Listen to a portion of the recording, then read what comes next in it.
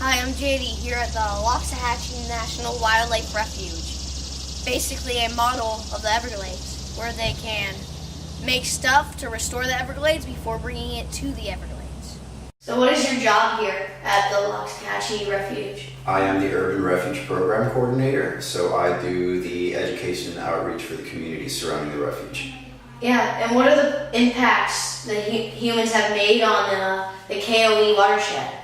Okay, so the KOE watershed is essentially the entire Everglades ecosystem, and from the onstart of development, we've changed the system from a free-flowing system where a drop of water that fell in the Kissimmee chain of lakes would flow unimpeded through Lake Okeechobee, through the Everglades ecosystem, and that drop of water would eventually go out to Florida Bay throughout the entire ecosystem. So we've changed that from a free-flowing system to a system of canals and levees and different waterways that divert the water from how it naturally flowed to cities and to agricultural land. So that's one impact of how we started, and pollution, water quality is a continuing issue that we have ongoing with the Everglades ecosystem. Yeah. What is the effects that humans are using with phosphorus? What are they doing to the environment with the phosphorus? Yeah. So phosphorus is used in the agricultural areas. It's a big component of fertilizer that they use.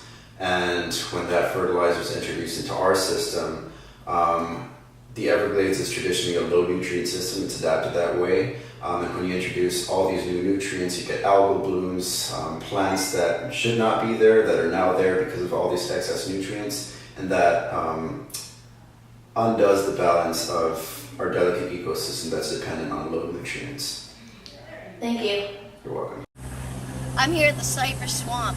It's a really big habitat with a lot of plants and animals. There's cypress trees right there and there, which the adult ones, these ones are just babies. They can get so big that people used to hollow a boat out of them, and they could sail to Cuba in that cypress tree. The Waxahachie Wildlife Refuge is here to help with the problems with the Everglades. One of the problems with the KOE watershed, which is the Kissimmee Okeechobee Everglades watershed, is that there's so many canals in it that it's moving so much more fast. It used to move a mile an hour. Now it's moving much faster. And it used to reach the Florida Bay. Sometimes now it doesn't even reach the Florida Bay. A watershed is an area within which all of the water drains into one specific flow. Welcome to Watershed Wetlands. This is a older place than Waxahachie, but it has a lot of animals and plants, and they're very easy to see. So it's going to be tremendously awesome in there, but we have to keep quiet so we don't scare the animals. The building of dams, the dredging of rivers, the building of canals, all of these, and urbanization and agriculture are human impacts on the KOE, the Kissimmee Okeechobee Everglades watershed. Pollution also causes a lot of the problems, for instance, the problems with stormwater, drainage, and the fertilizers. They all contain phosphorus. The problem with the green water is that means it's very nutrient filled. Nutrients such as phosphorus and nitrogen, which are used in fertilizers to grow things faster and bigger, might be in it. The problem is that phosphorus and nitrogen, when combined with algae, because algae really likes those, it makes them become algae blooms. They overgrow and they become vigorous, which is dangerous. It's actually dangerous to the environment, the animals, and the humans. Plants are picked sometimes because of how they absorb the phosphorus and the nitrogen, which also is a main cause of algae blooms. Right here we see fire flag, arrowhead, pickleweed, arrow, arum, and spatterdock. Cattail is also very important. But the problem is that cattail, it's not native. So they're putting an invasive species here so that once all the problems with the phosphorus are gone, there's going to be so much cattail that we have to take out. Because it's so hard to find clean water, and we don't want to dig into the aquifers anymore since we keep running out, there's a chance that we could just use desalination. As it says here, 97% of water is salt water. Desalination factories, they can solve that. How desalination works,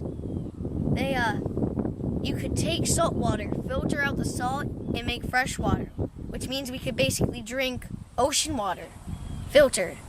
The problem is, it's so expensive and takes so much power that we can't really make one. We've made one once, the USA, but it went bankrupt because there was a problem with the pipes and they couldn't cover the expenses. We have to figure out how to get the money and the power to operate one, and then it would solve a lot of our problems with the water. The restoration process is expensive. The estimate used to be $8 billion, but now it has doubled the estimate to $16 billion. Some of the things that cost a lot for the restoration would be restoring the river of grass. We would need to buy pieces of the EAA, the Everglades Agricultural Area, to restore it. Not only that, other things that cost a lot are STA, stormwater treatment areas. There are whole buildings that can cost millions of dollars just to build one.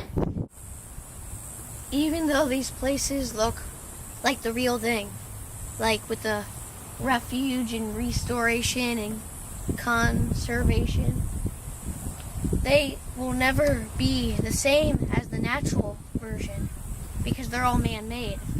Just like there's no wooden planks normally on the ground, and there's no poles or sprinklers, which some restoration places have.